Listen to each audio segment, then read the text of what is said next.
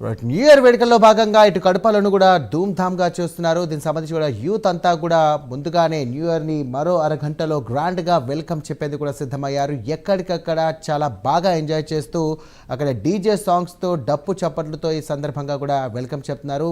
పాటలతో నృత్యాలు చేస్తూ కూడా గ్రాండ్గా వెల్కమ్ చేస్తున్నారు. ప్రైవేట్ ఈవెంట్స్ కూడా కానివ్వండి, వ్యక్తిగతంగా కొంతమంది కూడా ఈవెంట్స్ చేసుకుంటున్నారు. సో చిన్న పెద్ద తేడా లేకుండా అందరూ కూడా ఈ 2026 న్యూ ఇయర్ని కూడా గ్రాండ్గా వెల్కమ్ చెప్దామని చెప్పేసి ఇటు కడపలో కూడా చాలా పెద్ద ఎత్తున నడుస్తుంది. రైట్, ఇదే అంశానికి సంబంధించి కడపకు వెళ్దాం. కడపలో మన కరెస్పాండెంట్ సుధీర్ ఉన్నారు. సుధీర్, ముందుగా మీకు హ్యాపీ న్యూ ఇయర్ అడ్వాన్స్గా.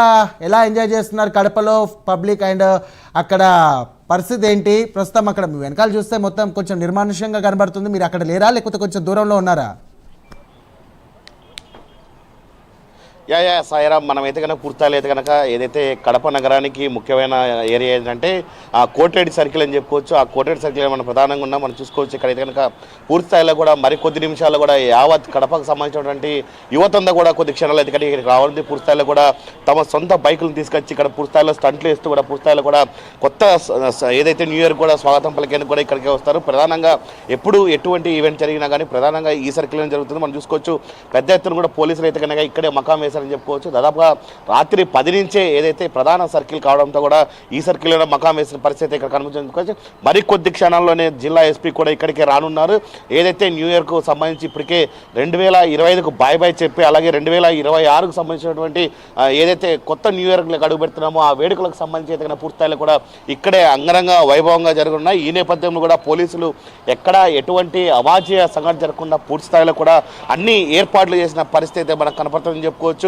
అయితే ఇక్కడే పెద్ద ఎత్తున కూడా బాండ్ సంచాలు పేలుస్తూ అలాగే యువత కూడా పూర్తిస్థాయిలో కేరింతలు వేస్తూ కూడా అలాగే స్టంట్లు వేస్తూ కూడా పూర్తి స్థాయిలో కూడా పెద్ద ఎత్తున కూడా ఇక్కడ యువత కూడా కేరింతలు వేస్తూ కూడా ఇక్కడే కనబడుతుంది. అయితే మరో కొద్ది నిమిషాల్లో ఎక్కడ ఉన్నా కానీ పూర్తిస్థాయిలో మొత్తం ప్రజానికం కడపకు సంబంధించిన ప్రజానికం కూడా పూర్తిస్థాయిలో ఇక్కడికైతే వస్తుంది. ఇక్కడికి వచ్చి పూర్తిస్థాయిలో క్రాకర్స్ కాలుస్తూ అలాగే డప్పు వాయిద్యాలు కాలుస్తూ అలాగే పూర్తిస్థాయిలో కూడా డీజే పాటలు పెట్టుకుంటూ కూడా పూర్తిస్థాయిలో అయితే కనుక పెద్ద ఎత్తున ఇక్కడ హంగామా చేసే పరిస్థితి అవుతుంది.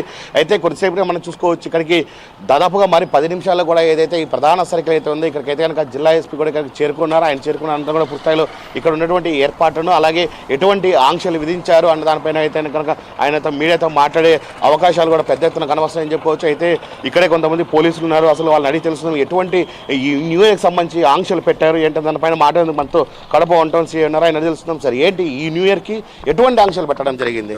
నమస్కారం అండి.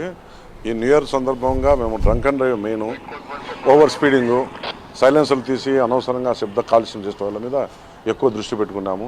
అలాగే రోడ్డు ప్రమాదాలు ఎలాంటి కూడా జరగకుండా చేయడానికి అన్ని చోట్ల కూడా సఫిషియెంట్ ఫోర్స్ పెట్టుకొని బందోబస్తు ఏర్పాటు చేస్తున్నాము. అంటే కోటిరెడ్డి సర్కిల్ అంటే ప్రధాన సర్కిల్ సార్, ఇది యావత్తు యువతను కూడా మరికొద్ది క్షణాల్లో ఇక్కడ రానుంది. ఈ నేపథ్యంలో ఇక్కడ ఎటువంటి చర్యలు చేపట్టారు?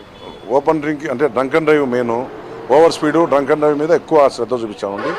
అలాగే అనవసరంగా కేకలు వేయడము శబ్ద కాలుష్యం మీద చర్యలు తీసుకుంటామండి.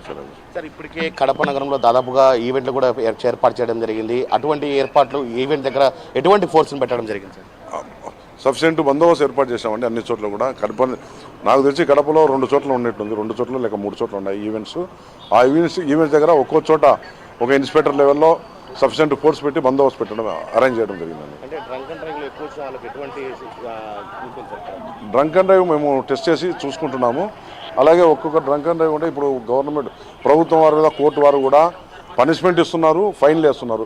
10,500 మ్యాక్సిమం ఫైన్ వేస్తున్నారు. కనుక అది హ్యూజ్ అమౌంట్ అవుతుంది. దాని మీద కఠిన చర్యలు తీసుకుంటారు. అదే కొంతమంది కొన్ని చోట్ల జడ్జి గారు ఏం చేస్తున్నారంటే వాళ్లకు ప్రాచ్యాతపడికి సోషల్ వర్క్ చేయమని కూడా ఇస్తున్నారు. కనుక దాని మీద మేము ఎక్కువ శ్రద్ధ చూపిస్తున్నాము. ఈ సంవత్సరం ఇంకా 2 ఎక్కువ చేస్తాం నెక్స్ట్ ఇయర్ నుంచి. ఈ న్యూ ఇయర్కి సంబంధించి దాదాపుగా 12 గంటల తర్వాత ఎన్ని గంటల వరకు ప్రజలకు బయట తిరిగే అవకాశం ఉంది, లేకుంటే 12 గంటల తర్వాత ఏమైనా ఆంక్షలు విధించారా?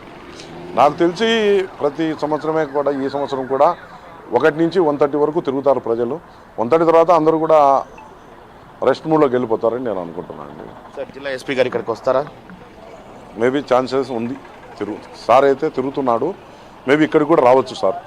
Okay sir. ఇది మొత్తంగా చూసుకుంటే కనుక దాదాపుగా ఎవరైతే యువత కావచ్చు పూర్తి స్థాయిలో కేరింతలు వేసి వాళ్ళందరూ దాదాపుగా ఎటువంటి ఆంక్షలు ఇప్పటి వరకు పెట్టలేదని చెప్పి పోలీసు అధికారులు చెప్తున్న పరిస్థితి ఉంది. అయితే ముఖ్యంగా మనం చూసుకుంటే కనుక ఏదైతే కడప నగరానికి సంబంధించి అలాగే చుట్టుపక్కల ఉన్నటువంటి గ్రామాలకు సంబంధించినటువంటి ప్రజానీకం కూడా పూర్తి స్థాయిలో అయితే కనుక పెద్ద ఎత్తున మరో 10 నిమిషాలు అయితే కనుక ఇక్కడికి రానున్నది. ఇక్కడికి వచ్చిన తర్వాత పూర్తి స్థాయిలో కూడా క్రాకర్స్ కావచ్చు, అలాగే డీజే తప్పులతో కూడా, అలాగే బైక్ స్టంట్లతో కూడా పూర్తి స్థాయిలో పెద్ద ఎత్తున సెలబ్రేషన్ చేసే అవకాశాలు ఉన్నాయని చెప్పుకోవచ్చు. అయితే ప్రధానంగా జిల్లా ఎస్పీ కూడా ఇక్కడికి రానున్న నేపథ్యంలో కూడా ఇక్కడ పెద్ద ఎత్తున కూడా భారీ బందోబస్తును ఏర్పాటు చేయడం జరిగింది. అయితే స్వయంగా జిల్లా ఎస్పీ పూర్తి స్థాయిలో కూడా ప్రతి సర్కిల్ తిరుగుతూ ఆయనే ఈ న్యూ ఇయర్ వేడుకలు ఎలా జరుగుతున్నాయి ఏంటి అలాగే బందోబస్తు ఎలా ఉందని చెప్పి పూర్తి స్థాయిలో ఆయన కూడా పర్యవేక్షణ అని చెప్పుకోవచ్చు. అయితే ముఖ్యంగా దాదాపు మనం చూసుకుంటే కనుక 2025లో ఎన్ని ఇబ్బందులు పడ్డామో ఆ ఇబ్బందులన్నీ కూడా పూర్తి స్థాయిలో తొలగి ఈసారి 2026లో కూడా పూర్తి స్థాయిలో కూడా యావత్ యువత కూడా బాగుండాలని చెప్పి ఇప్పటికే ప్రధాన ఆలయాల్లో కూడా పూజా కార్యక్రమాలు నిర్వహిస్తున్న పరిస్థితి ఉందని చెప్పుకోవచ్చు.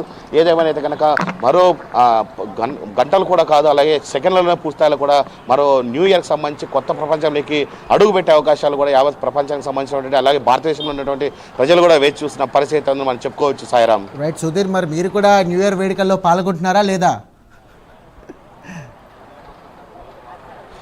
సాయిరామ్, ఖచ్చితంగా మనం చూసుకోవచ్చు. ఇప్పటికే మనం కావచ్చు, మన ప్రైమ్ టీం కావచ్చు, ప్రధానంగా ఇక్కడే ఏదైతే కడప నగరంలో కోటేట్ సర్కిల్లో కూడా పుస్తకాలు ఇప్పటికే ఏర్పాట్లు చేయడం జరిగింది. అలాగే ప్రధానంగా ఇక్కడికి సంబంధించి టోటల్ డిపార్ట్మెంట్ ఆల్ డిపార్ట్మెంట్స్ కూడా ఇక్కడికి వస్తాయి.